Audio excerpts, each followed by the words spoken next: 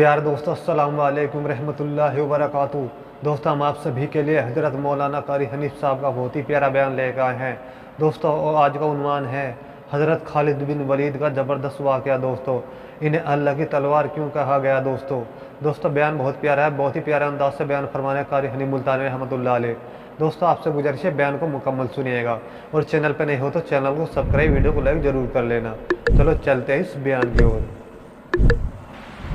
जिन लोगों ने अदब किया उनके मुकद्दर जाग उठे, उन लोगों को खुदाबंदी करीम ने दुनियाई में वक्त लगाए। हज़रत खालिद बिन वलीद रज़ियल्लाहु ताला इत्तला दी गई, खबर मिली कि ईसाई सरदार, ईसाई बादशाह 1.5 लाख के करीब फौज लेकर मुसलमानों पर हमला करने के लिए आया है।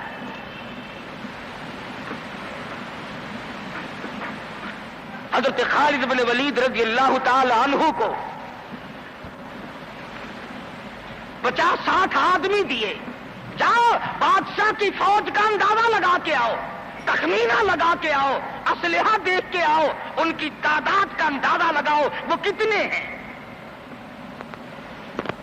हज़रत खालिद बिन वलीद रज़ियल्लाहु ताला चंद सहाबा किराम को साथ लेकर के पहुंचे।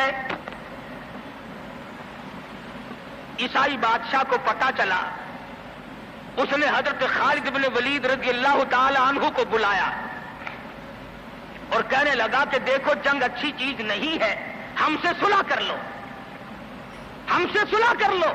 हजरत खालिद फरमाने लगे, सुलह में देर क्या है, क़ुल ला इलाहा इल्लल्लाह मुहम्मदुर रसूलुल्लाह सल्लल्लाहु अलैहि वसल्लम, कलमा पढ़, मुसलमान बन जा, मेरा भाई बन जा, जन्नत का हकदार बन जा, मेरे नबी का गुलाम बन जा, अल्लाह की तौहीद का मानने वाला बन जा, अभी तमाम बातों में सुलह हो जाएगी। वो कहने लगा, बड़ा जल्दी कलमा पड़ा है, जैसे मैं अकेला बैठा हूं, तूने मेरी फौज देखी है? 1.5-2 लाख फौज लेके आया हूं, खा जाएगी मेरी फौज तुम्हें। कलमे पढ़ा रहा है।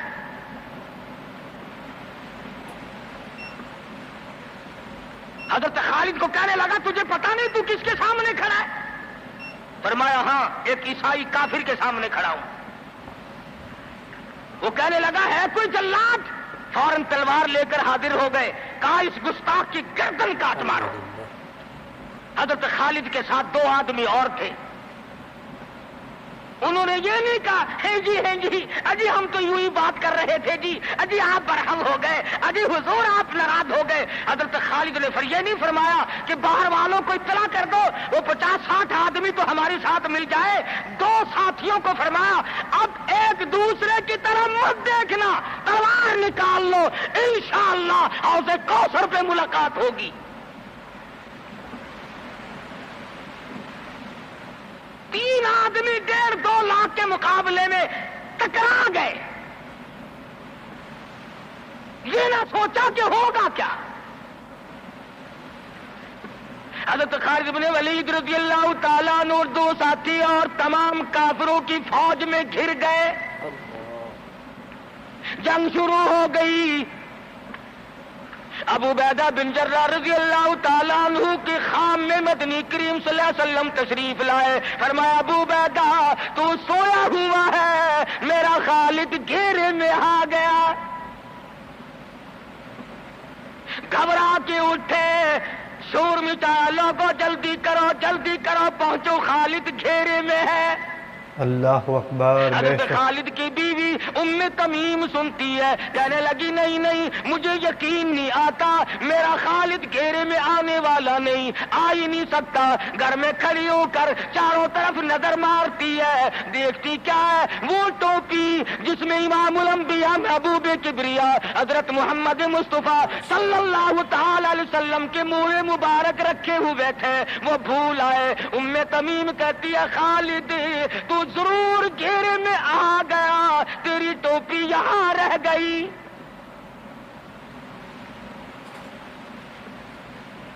उम्मे तमीम ने टोपी लेकर के शोर नहीं मचाया, कपड़े नहीं फाड़े, चेहरा नहीं नोचा, अबू उबैदा के पास नहीं आई, बगल में टोपी दबाई, बुर्का ओढ़ा, घोड़े گھوڑے پر سوار ہوئی، تلوار لے کر گھوڑے کو سرپٹ چھوڑ دیا۔ صحابہ دیکھ رہے تھے، ارے یہ کون ہے؟ یہ کوئی جاسوس معلوم ہوتا ہے، اسے پکڑو پکڑو پکڑو۔ صحابہ نے گھوڑے دوڑائے، گھیرے میں لے لیا، پوچھا برقع پوش تو کون ہے؟ کہنے لگی نہ چھیڑو، خالد کی بیوی ام تمیم ہوں۔ تو کہاں چلی ہے؟ کہنے لگی میرا خالد گھیرے میں آ گیا، ٹوپی گھر پہ بھول گیا، وہ پہنچانے چلی ہوں، ہمیں دے دے ہم پہنچا دیں گے، تو عورت ذات ہے۔ کہنے لگی خالد کی جو قدر میں جانوں تم نہیں جانتے، جان دے دوں گی مگر ٹوپی کسی کو نہ دوں گی۔ نکل پڑی، آ کے دیکھا تلواریں چل رہی ہیں، گاجر مولی کی طرح آدمی کٹ رہے ہیں، حضرت خالد بن ولید بیچ میں ہے۔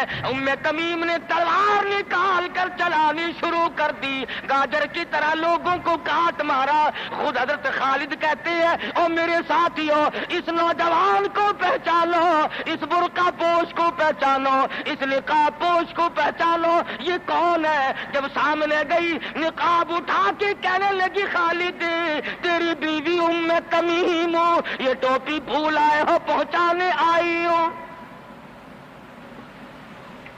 اور کراچی کے مسلمانوں تم نے کبھی سوچا نہیں خالد کے سر پہ نبی کی ٹوپی نہیں، جس میں نبی کے بال رکھے ہوئے تھے، وہ گھیرے میں آ گئے۔ آج تیرے پاس قرآن نہیں، تو گھیرے میں ہے۔ وہ ٹوپی گھر پہ بھول آیا تھا، تو قرآن کو مسجد میں قید کر کے آیا، آج تو کفر کے لرزے میں پھنسا ہوا ہے، تو گھیرے میں ہے، تجھے کوئی نہیں نکال سکتا اللہ کے قرآن کے سوا۔ تم کتنی عسکری طاقت بڑھاؤ، تم تعداد بڑھا لو، تم چھوٹے بڑے زور لگاؤ، کتنی تم کوشش کرو، خدا کی قسم جب تک تم اللہ کا قرآن لے کر کے نہیں بیٹھتے اس وقت تک تمہارا گھیرا نہیں ٹوٹ سکتا۔ تم نے اللہ کے قرآن کو مسجد میں قید کر دیا۔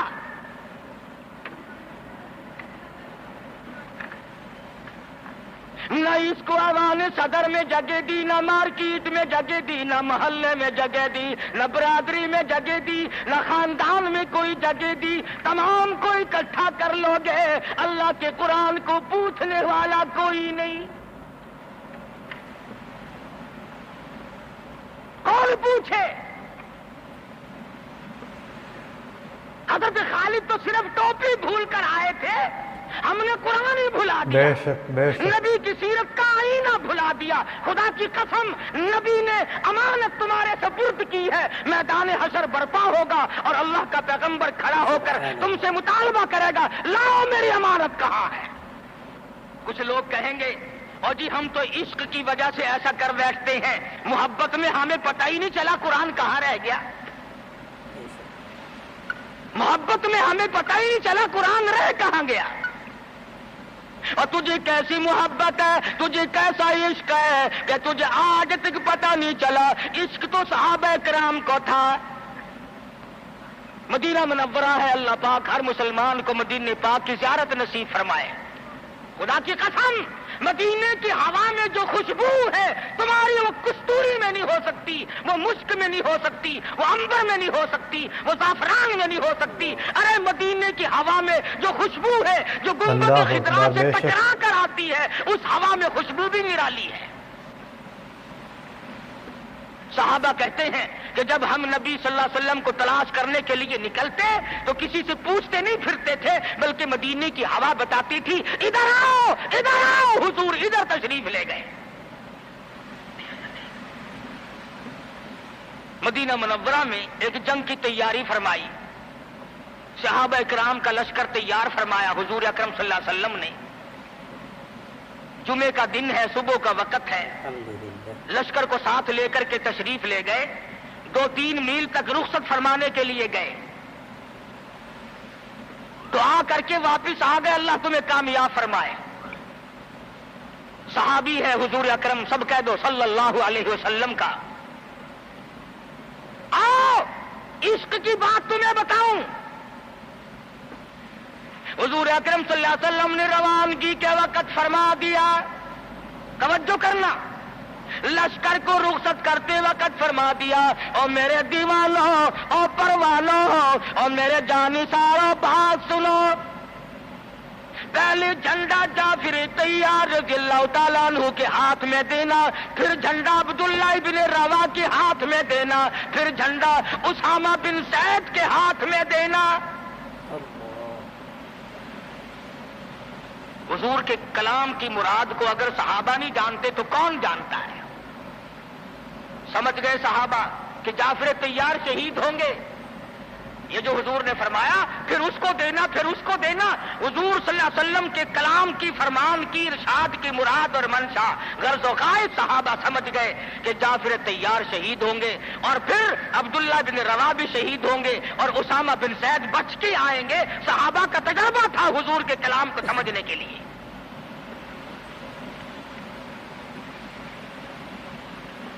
عبداللہ بن روا رضی اللہ تعالی عنہ نے سوچا کہ تسلی تو میری ہو گئی کہ میں شہید ہوں گا، اس جنگ میں واپس نہیں آؤں گا، مگر چلو جمعے کا دن ہے، سواری میری بڑی تیز ہے، میں آخری جمعہ سرکار دو عالم صلی اللہ علیہ وسلم کے پیچھے کیوں نہ پڑھوں، اور جمعہ پڑھ کے جاؤں گا، ایک مرتبہ اور اپنے آقا کا دیدار کروں گا۔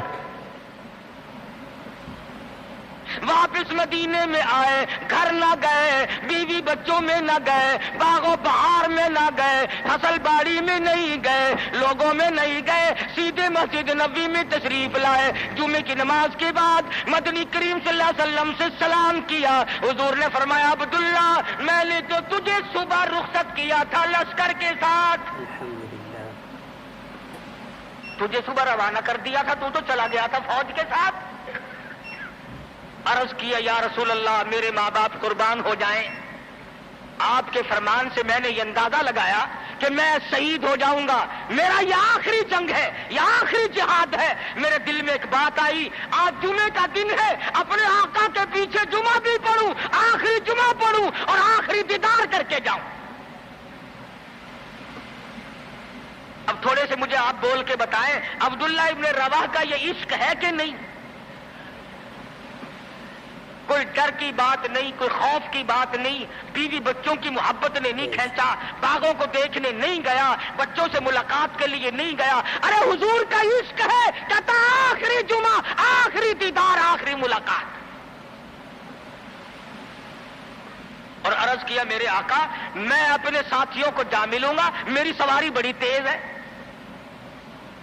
امام الانبیاء محبوب کبریا حضرت محمد مصطفیٰ صلی اللہ علیہ وسلم کا چہرے انور سرخ ہو گیا۔ فرمایا عبداللہ، تو ساتھیوں کو نہیں مل سکتا، نہیں مل سکتا، جب تیرے ساتھی جنت میں جائیں گے 500 سال بعد میں بہشت میں جا سکے گا۔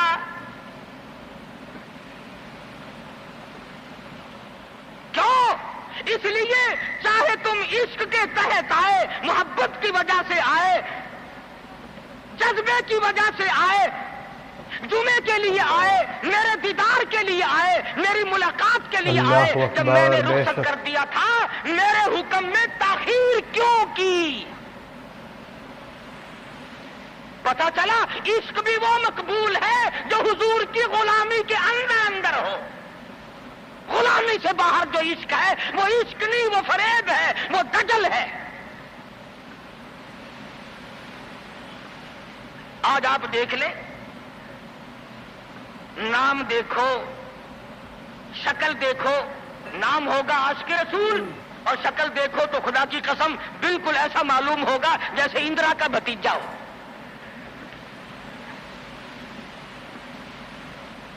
پہچان نہیں سکے گا آدمی۔ کیا کر سکتا ہے آدمی شکل میں؟ صورت نہیں، سیرت نہیں، لباس نہیں، اخلاق نہیں، کردار نہیں، تمام چیزوں کا تختہ نکال کے رکھ دیا ہے۔ اور آج قوم اسی وجہ سے مصیبتوں سے دوچار ہے، وہ نرغے میں پھنسی ہوئی ہے، وہ نکل نہیں سکتی، وہ سہارا ڈھونڈ رہی ہے مادی قوت کا۔ حضور ناراض ہو گئے صلی اللہ علیہ وسلم۔ صحابی کہتے ہیں میں چاہتا تھا زمین پھٹ جائے مجھے لقمہ بنا کر نگل جائے. صحابی کہتا ہے مجھے زندگی تلخ لگنے لگی، ہائے میرے آقا مجھ سے ناراض کیوں ہو گئے. عبداللہ ابن روا تشریف لے گئے، گھر پھر بھی نہیں گئے، بال بچوں میں پھر بھی نہ گئے، اور جا کر کے جہاد میں شریک ہو گئے. 3 دن گزر گئے، کوئی چیز حلق میں نہ گئی، کمر سیدھی نہیں ہو سکتی تھی، جنگ سخت تھا، لڑائی شدید تھی، تلواریں چل رہی تھی. عبداللہ بن روا فرماتے ہیں مجھے بھوک لگی، سیدھا کھڑا نہیں ہو سکتا تھا. مجھے یاد آیا میرے تھیلے میں گوشت کے خشک ٹکڑے موجود ہیں، میں ان کو منہ میں لے کر ذرا چوسنے لگا. مجھے مدینے کا باغ یاد آیا، مجھے بیوی یاد آئی، مجھے اولاد یاد آئی. اے نبی کے دیوانے کا طرز زندگی دیکھ. صحابی کہتا ہے میں نے انگلی حلق میں ڈال کر وہ بوٹی باہر نکال دی. کہا اچھا میں تجھے کچھ کھانے کے لیے دینے لگا ہوں تو یہاں بیٹھ کر گھر یاد آیا. کھڑے ہو گئے اور فرمانے لگی اور میری بیوی اور تمہیں طلاق ہو، اور میرے باغ بہار جاؤ، اسلام کے لیے وقف ہو تم آج کے بعد میرے نہیں. کسی نے پوچھا کیا کہہ رہے ہو؟ فرمایا ہاں نقشہ سامنے کیوں آیا، آخری وقت میں دنیا کا نقشہ میری آنکھوں میں کیوں کھینچا.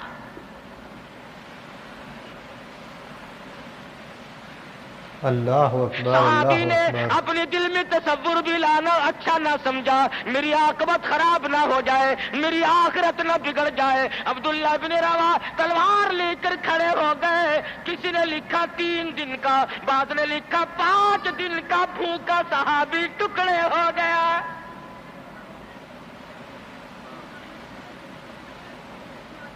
یہ تھا عشق جسے عشق کہا جاتا ہے. لیکن حضور کی اندازہ لگاؤ حکم میں تاخیر کی وجہ سے 500 سال بعد کو بہشت میں جا سکے گا، اور جنہوں نے حضور کے احکام کو سرے سے ٹھکرا دیا، سرے سے ماننا ہی نہیں، انکار کر دیا، اب یہ فیصلہ تم کرو، اب یہ فتویٰ تم دو کہ وہ جنت میں کب جائیں گے.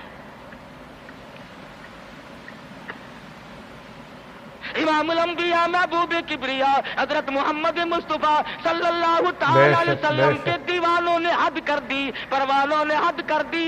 جس صورت سے بھی ان کو لگایا گیا اسی صورت سے وہ آگے بڑھتے رہے. فاروق اعظم کی حکومت ہے، سب کا رضی اللہ تعالی عنہ.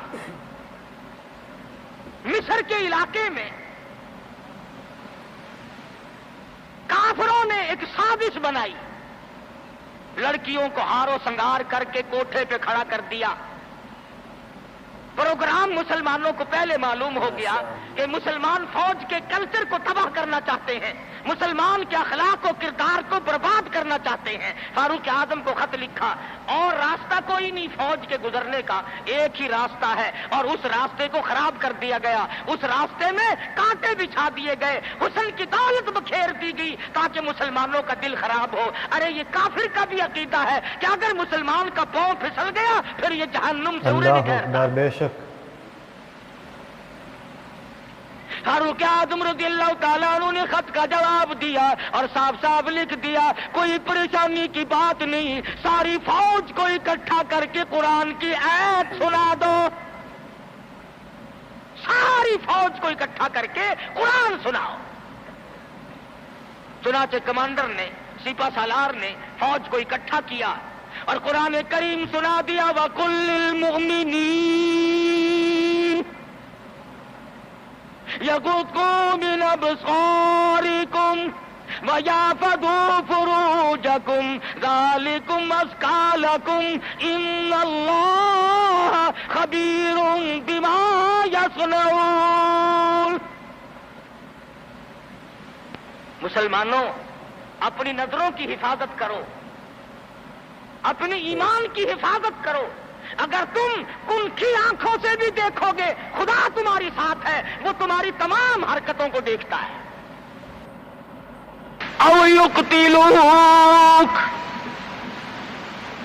سرے سے قتل کر ڈالو، نبوت کو دنیا میں سے بے نام و نشان بنا دو. اللہ پاک فرماتے ہیں تم نے بھی تدبیر بنائی، تم نے بھی تجویز کی، وَيَمْكُرُونَ وَيَمْكُرُ اللَّهُ،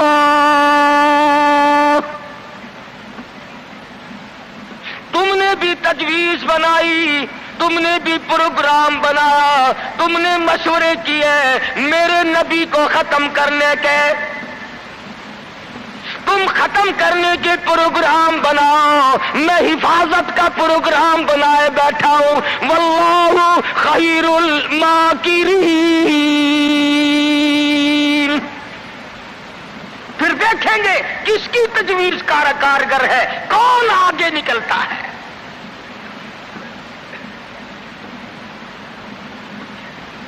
یہ مارنے کے درپے ہیں، یہ ختم کرنے کے درپے ہیں، یہ مٹانا چاہتے ہیں، اور اللہ کریم کے سامنے ادھر مدنی کریم صلی اللہ علیہ وسلم ساری رات سجدے فرماتے ہیں۔ سیدہ عائشہ صدیقہ رضی اللہ تعالیٰ عنہ فرماتی ہیں میں سوئی ہوئی تھی، اچانک میری آنکھ کھلی، آپ کا سر سجدے میں ہے، اتنے رو کر دعائیں کرتے ہیں، اس قدر آہذاری کی، اس قدر عاجزی فرمائی، آپ کا سانس گھٹنے لگا۔ عائشہ صدیقہ فرماتی ہے میں کلیجے کو پکڑ کر بیٹھ گئی، کہیں آج میں بیوہ تو نہیں ہو جاؤں گی۔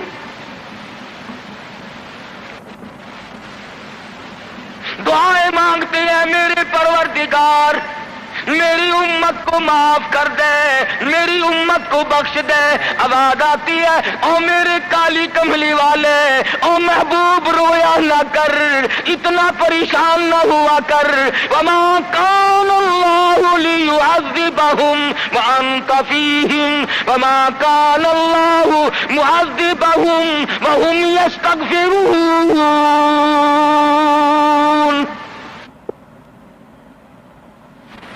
میرے محبوب جب تک آپ ان لوگوں میں موجود ہیں میں وعدہ کرتا ہوں ان کو کوئی عذاب نہ دوں گا، ان کو ذلیل نہ کروں گا، ان کو برباد نہ کروں گا۔ اور میرے پروردگار موت تو برحق ہے، موت تو سب کی آئے گی، میں تو یہ وعدہ چاہتا ہوں میرے بعد کی آنے والی، میں جب پردہ کر جاؤں، جب میں رخصت ہو جاؤں، میرے بعد میں جو امت بچے اس کو بھی عذاب نہ دے۔ آواز آئی محبوب تیرے آنسو مجھ سے دیکھے نہیں جاتے۔ وما کان اللہ معذبہم وہم یستغفرون۔ جو استغفار کرنے والے لوگ ہوں گے، جو مجھے منانے والے لوگ ہوں گے، جو معافی طلب کرنے والے لوگ ہوں گے، میرے محبوب میرا تو سے وعدہ ہے، مجھے اپنی کبریائی کی قسم میں انہیں بھی برباد نہیں کروں گا۔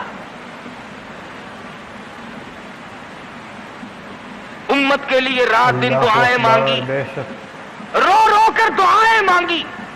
حضرت ابو ہریرہ رضی اللہ تعالیٰ عنہ فرماتے ہیں مدنی کریم صلی اللہ علیہ وسلم قرآن کی تلاوت فرمایا کرتے تھے، جب عذاب کی آیت آتی اتنا سانس پھول جاتا، اس قدر گھبراہٹ آ جاتی، مجھے یوں آواز آتی جیسے ہنڈیاں کھول رہی ہو۔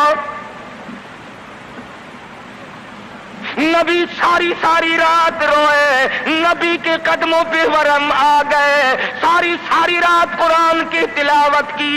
امت کی رات فلم میں گزرتی ہے، امت کی رات ٹیلی ویژن پہ گزرتی ہے، امت کی رات بدماشی میں کٹ رہی ہے، امت کی رات بدکاری میں کٹ رہی ہے، سفید داڑھی ہو گئی، قبر کی تیاری ہے، آج تک یہ نہ سوچا ثم لم یتوبوا فلہم عذاب جہنم ولہم عذاب الحریق۔ جلا دینے والا عذاب تباہ کر دے گا۔ کون اس سیرت کو پڑھے؟ قرآن جو سیرت بیان کرتا ہے کوئی کیا سیرت بیان کرے گا؟ صحابہ اکرام نے جن کی آنکھوں نے حضور کا حال دیکھا، تم نے کبھی اپنے نبی کا لباس نہ پوچھا، بٹن کی جگہ میرے آقا کے کرتے مبارک میں کانٹے چبھے ہوئے ہیں۔ आराम फरमाते हैं गले में कुर्ता नहीं है। सहाबी ने सोचा मुझसे ज्यादा किसी को भूख न होगी, पैगंबर के सामने जाकर कुर्ता उठा दिया। या रसूल अल्लाह जरा देखो मेरा क्या हाल है, सीधा नहीं हो सकता हूं, पेट पे पत्थर बांध रखा है। रहमत वाले हाथों से कुर्ता उठाया और सहाबा की आंखों ने देखा एक के बजाय 2 पत्थर बंधे हुए।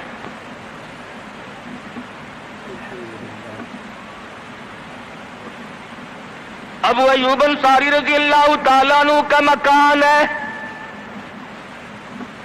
अल्लाह अल्लाह हिजरत फरमाकर मदीना तैयबा में तशरीफ लाए। हर कोई चाहता है मेरे दरवाजे पे क़याम हो, मुझे ये सआदत मिले, इमामुल अंबिया मेरे मेहमान बने। मदीने में पहुंचे, सबने तमन्नाओं का इजहार किया, अपनी ख्वाहिशात का इजहार किया। सहाबा रो रहे हैं, ऐ काश ये दौलत मुझे मिल जाए। फरमाया छोड़ दो, मेरी ऊंटनी जहां बैठ जाएगी मैं वहीं ठहरूंगा, मैं वहीं का मेहमान बनूंगा। अल्लाह। जिन घरों में बिस्तरे थे, जिन घरों में खाने थे, जिन घरों में तमाम था, इंतजाम था, ऊंटनी चलती गई चलती गई चलती गई। अबू अय्यूब अंसारी के दरवाजे पे जाके बैठ गई। अबू अय्यूब अंसारी के घर में 3 दिन का पहले से फाका है। और मुसलमान तू तो आज मेहमान भी बड़े आदमी का बन के राजी है, बेटी देने के लिए बड़े आदमी ढूंढता फिरता है, लड़के के लिए दुल्हन तलाश करने के लिए बड़े आदमी ढूंढता फिरता है, रिश्ते नातों के लिए बड़े बड़े तलाश करता है। हर मकाम पे तेरी परों पे नजर है, तू गरीब पे नजर डालना छोड़ गया। मदनी करीम सल्लल्लाहु ताला अलैहि वसल्लम का मदीने में क़याम है, अल्लाह के हुक्म से क़याम है। अल्लाह मियां ने ठहराया, अबू अय्यूब अंसारी के मेहमान बनाया, जिस घर में 3 दिन का पहले से फाका मौजूद है। अर्ज करने लगा मेरे आका आप ऊपर क़याम फरमाएंगे या नीचे क़याम फरमाएंगे? फरमाया हमें आने जाने में तकलीफ होगी, हम ऊपर नहीं जाते, हम नीचे रहेंगे, बाल बच्चों को ऊपर ले जाओ। नबी अबू अय्यूब अंसारी रज़ी अल्लाह ताला अन्हु के बाल बच्चों से एतराज फरमाते हैं ऊपर चले जाओ, हम नीचे ठहरेंगे ताकि पर्दा कराने में बार बार हमें तकलीफ न उठानी पड़े। और नबी अपने उम्मती की बीवी की इज्जत को, आबरू को कितना अजीज रखता है, और आज मुसलमान जो है वो सड़कों पे घसीटे फिरता है।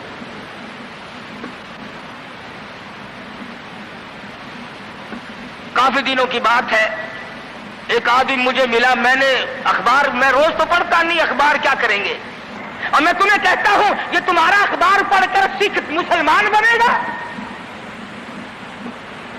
ये तुम्हारा अखबार पढ़कर चूड़ा चमार हिंदुस्तान का बनिया और हिंदू वो इस्लाम लाएगा। मैं अभी 80 में जब हिंदुस्तान गया, पटियाले शहर में जोहर की नमाज जब मैं पढ़ के निकलने लगा, एक औरत ने मेरा यहां से हाथ पकड़ा और कहने लगी मौलवी तू पाकिस्तान से आया? मैंने कहा हाँ बहन पाकिस्तान से आया हूं। रो पड़ी और कहने लगी वो मोहम्मद इब्ने कासिम कब आएगा? तुम सारे मर गए, सैयद की बेटी हो, सिख के घर में 34 बरस हो गए खंजीर खाते हुए, और कब छुड़ाओगे?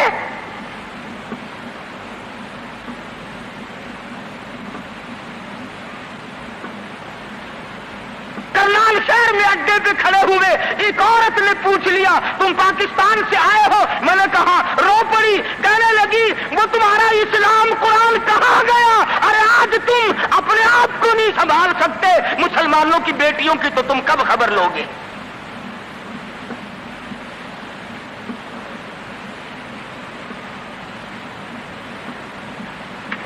مدنی کریم صلی اللہ تعالی علیہ وسلم فرماتے ہیں ہم نیچے قیام کریں گے تم اوپر چلے جاؤ. ابو ایوب انصاری اوپر تشریف لے گئے. دل میں خیال آیا نبی کا حکم ملا, میں اوپر آ گیا. ادب کے خلاف ہے میں اوپر بیٹھوں, میرے آقا نیچے ہے.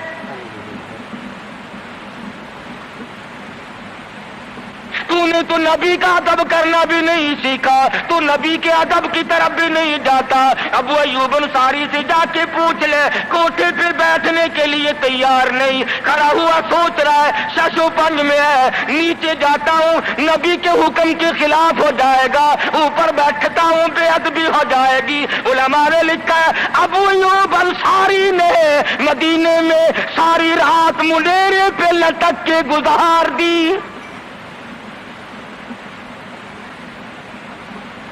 تمام رات ابو ایوب انصاری رضی اللہ تعالی عنہ منیرے پہ لٹک کے رات پوری کر دیتا ہے. نیچے جاتا ہوں نبی کے حکم کے خلاف ہوگا, اوپر بیٹھتا ہوں بے ادبی ہوگی. ارے نہ بیٹھا نہ نیچے گیا, ساری رات لٹک کے گزار دی.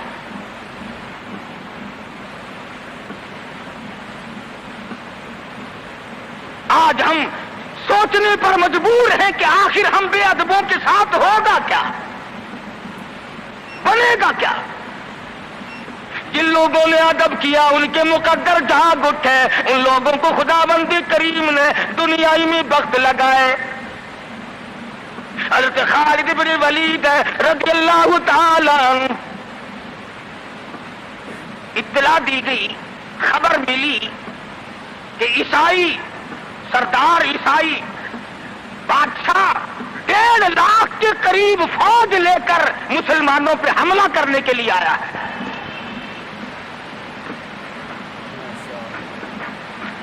حضرت خالد بن ولید رضی اللہ تعالی عنہ کو 50-60 آدمی دیے, جاؤ بادشاہ کی فوج کا اندازہ لگا کے آؤ, تخمینہ لگا کے آؤ, اسلحہ دیکھ کے آؤ, ان کی تعداد کا اندازہ لگاؤ وہ کتنے ہیں. حضرت خالد بن ولید رضی اللہ تعالی عنہ چند صحابہ کرام کو ساتھ لے کر کے پہنچے. عیسائی بادشاہ کو پتا چلا, اس نے حضرت خالد بن ولید رضی اللہ تعالی عنہ کو بلایا اور کہنے لگا کہ دیکھو جنگ اچھی چیز نہیں ہے, ہم سے صلح کر لو, ہم سے صلح کر لو. حضرت خالد فرمانے لگے صلح میں دیر کیا ہے, قول لا الہ الا اللہ محمد الرسول اللہ صلی اللہ علیہ وسلم, کلمہ پڑھ, مسلمان بن جا, میرا بھائی بن جا, جنت کا حقدار بن جا, میرے نبی کا غلام بن جا, اللہ کی توحید کا ماننے والا بن جا, ابھی تمام باتوں میں صلح ہو جائے گی. وہ کہنے لگا بڑا جلدی کلمہ پڑھا ہے, جیسے میں اکیلا بیٹھا ہوں, تو نے میری فوج دیکھی ہے, 1.5-2 لاکھ فوج لے کے آیا ہوں, کھا جائے گی میری فوج تمہیں. کلمے پڑھا رہا ہے.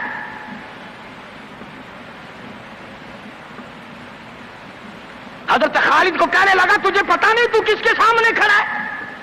فرمایا ہاں ایک عیسائی کافر کے سامنے کھڑا ہوں. وہ کہنے لگا ہے کوئی جلاد؟ فوراً تلوار لے کر حاضر ہو گئے, کہا اس گستاخ کی گردن کاٹ مارو. حضرت خالد کے ساتھ 2 آدمی اور تھے,